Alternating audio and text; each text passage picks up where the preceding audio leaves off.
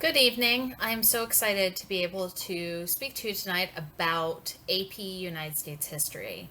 Welcome to the parent orientation.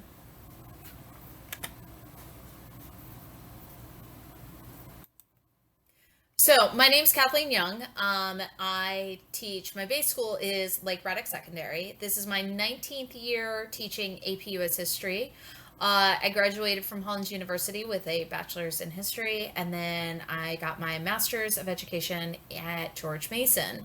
I love reading and watching Turkish dramas. That's like my little key fact. I have two crazy boys and two dumb dogs. And I really love teaching this class. I believe it's my 5th year teaching with the online campus.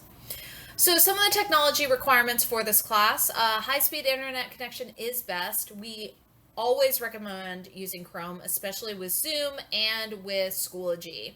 Beware of Safari or Edge, really just stick with Chrome. Now, students have been successful using Apple computers, but FCPS does not design or test our courses for Apple compatibility, nor do we offer technical support.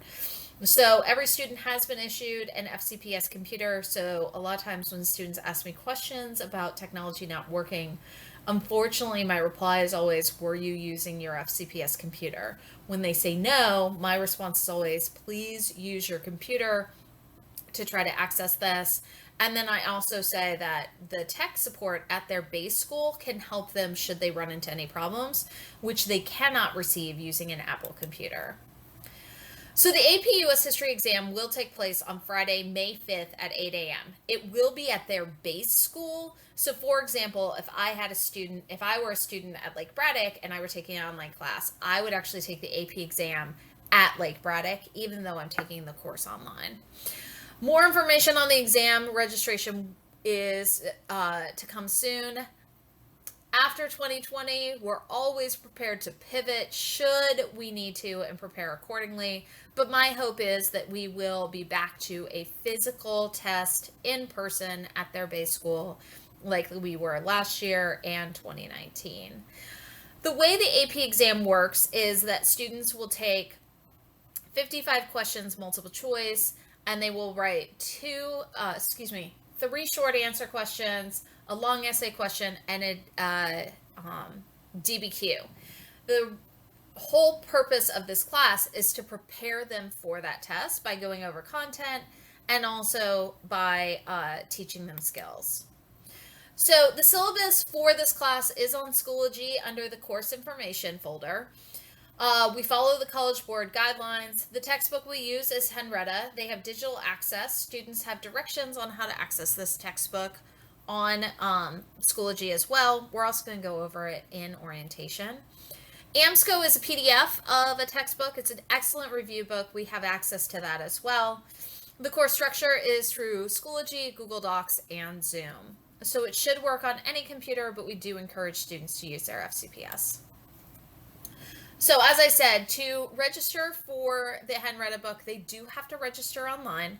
So they can click on the textbook or on the link. The registration directions are on Schoology. Students are encouraged to use their FCPS student ID and password for simplicity. You do have to put a special character at the end.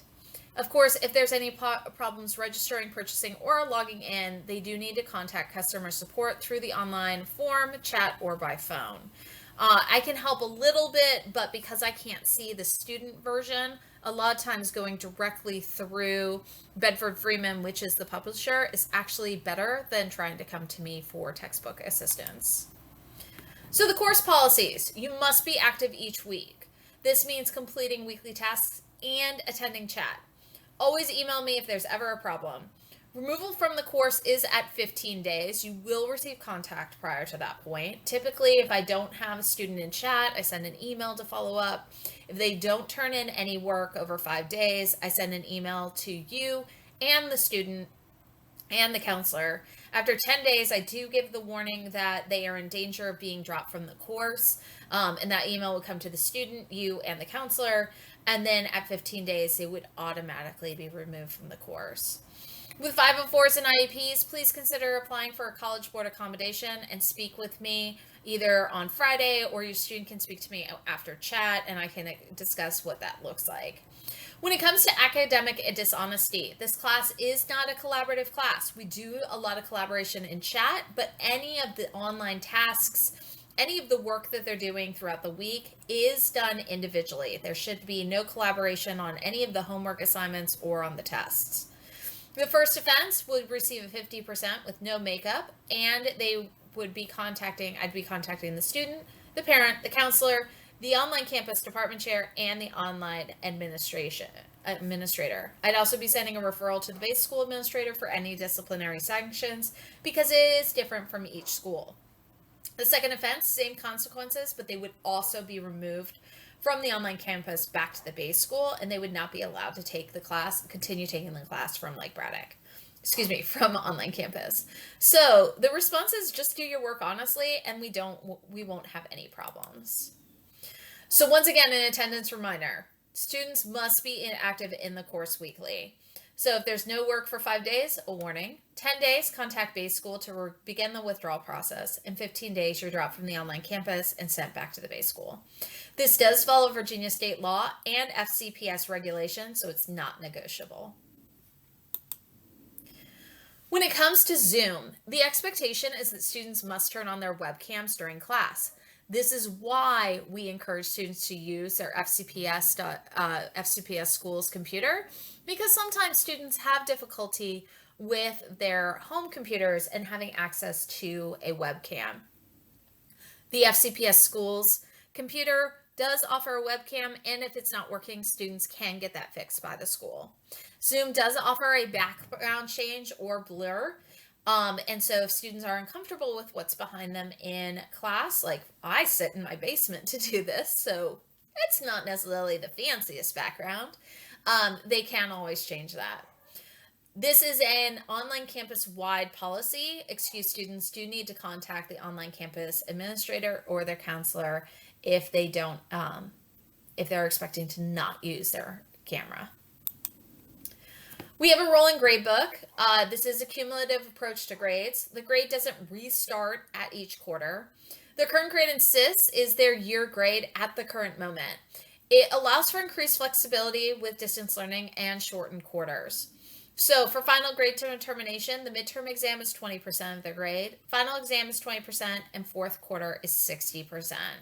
The midterm exam and the final exam must be done in person. This is also not negotiable. We do have to have a face-to-face midterm exam and final exam. I will be giving you more information about that as we get closer, but the midterm exam will be the second week of January, and the final exam is typically given before the AP exam in May. So the way that the grade is calculated is chats, what your students attended tonight and will attend every Wednesday night at 7 p.m., is 5% of their grade. The reading quizzes, which are open note, are 5% of the grade, and they can retake those. The weekly tasks are 15%. This is all the work that they do outside of class. The summative assessments, which are tests and essays, are 35%, so quite significant. The midterm exam is 20%, and the final exam is 20%. Tests always have two parts: multiple choice, which is 100 points, it goes out a percentage correct, and the writing section varies. It really depends on what writing skill we're measuring. The retake policy, they have 2 attempts per reading quiz. Unit multiple choice tests are open to 80% or less. Email to request a second chance. When it comes to late work, the online campus has a policy across the entire online campus that there's a 10% penalty applied to any late assignment. It may be submitted up to the end of the unit or the quarter, whatever comes first. Missing assignments will be scored at a 50%. The 50% is in accordance with Fairfax County policy. So I will be communicating over and over again when late work is due in order for your student to make sure that they get it in. But the encouragement is for them to get it on time and not to worry about any work piling up at the end of a unit. So what should the week look like? Monday, they should check for the weekly post and new material. On Monday and Tuesday, they're encouraged to do their reading notes and take the reading quiz. Wednesdays, we have chat, but before chat starts, they need to make their initial discussion post and complete their reading quiz. Thursdays and Fridays, and Saturdays if necessary, Work on the topic tasks assigned that week and submit to Schoology. Make sure they make their additional discussion posts. Sunday at midnight, all topic tasks are due. That includes a retake on their reading quiz if they choose to retake it. And I should clarify, Sunday at 11:59 a.m. I really hope that students aren't up submitting work at that point, and that they're getting a good night's sleep before Monday's class. But if they are up late, any work that's submitted after midnight is late. Chat is at 7 p.m. It will be at 7 p.m. any day that we have school, okay? It is only canceled due to a student holiday. So for example, October 5th is a student holiday. That's a Wednesday. We will not have chat. The Wednesday before Thanksgiving, we don't have chat. But let's say it's a snowstorm on a Wednesday. We will still have chat. Chat is at 7 p.m. It is expected that they attend chat every week. Chat goes ahead of soccer practice, band practice, regular season games, pizza night with friends, etc. I can work with them on family emergencies, illness, playoffs, concerts, performances, etc. I understand that there are certain things that are one time only, and I can work with your student on any of those. If a situation arises, we'll troubleshoot and try to find a solution. Chat will not cancel due to snow days or COVID closure. It only closes when I directly tell students, not the rumor tree. So, missing chat. If you miss chat, I need to be emailed immediately and explain the situation. Listen to the chat recording and do everything we do in chat. Take notes, work on the Google Doc, complete the Google form, etc. Then chat notes should be emailed to me by Friday by 11:59 p.m. Failure to make up the missed chat will be a 50% in the gradebook. Links to join the chat and listen to the recordings are posted in Zoom in Schoology. So, virtual chat. Ask questions. Don't be shy. This is highly encouraged of all students. We work on a lot of skills, and I don't know that they don't know. The reason why we have on cameras is so that I can look at their faces and sometimes understand if they feel lost, but not always. Be prepared to talk with the mic when called on. This is not optional, or better yet, participate. It is part of the chat grade. Type in the chat room if I don't see you engaging, check marks, typing in chat, typing in the Google Doc, or talking in breakout rooms when I expect you to be, you will lose points. So this is something that I go over with students at orientation, and I do remind them over the first couple of chats that they have to participate and they have to do stuff. They can't just log in and walk away from their computer. If they're not participating, I will take away points from the chat grade. So my expectations for the class: be self-motivated. They are the engine of this course, not me. Accept more responsibility than face-to-face. They know the entire unit era schedule ahead of time, so they need to make a routine and use it wisely. I always encourage them, if they have a free period at school, don't use it for Fortnite and Twitter. Get your assignments done. Communication is key. Email, that they should be emailing me with any questions. They can send me an email to my fcps.edu account, or they can send me an email through Schoology. When it comes to taking tests, the testing window is a 48-hour window. I send reminders to I remind students on Wednesday, on Friday night, well, typically Friday afternoon, we open up the window, and then Sunday by midnight, it is due. Multiple choice, they're encouraged to read the directions. There is a forced completion. Once they start, they must finish the test. I always tell students, don't start until you know you have an hour to get it done. There is a time limit with an auto submit set to the test. They can backtrack. They'll only see one question at a time, and every question will have a stimulus. That's a passage, a cartoon, a political cartoon, a picture or graph that they have to answer questions about. It is not reading comprehension, but rather application of their knowledge to the question and the passage. When it comes to the writing section, they need to read the directions. There is forced completion. Once they start, they must finish. There is also a timer with auto submit set to the test. I expect closed book tests. They cannot use their notes, textbook, the internet, or get help from another person, including you guys. They should never cut and paste anything into a test.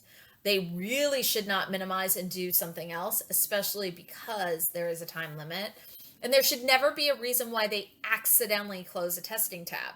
It should be the only tab that's open, and since they shouldn't click away from it, there should be no reason that I get a note from them saying, oh, I accidentally did this.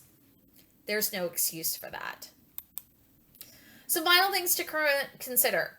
I always encourage them to first read the directions. If they don't understand, read it aloud and then ask for help. Email me, ask a buddy, ask you guys.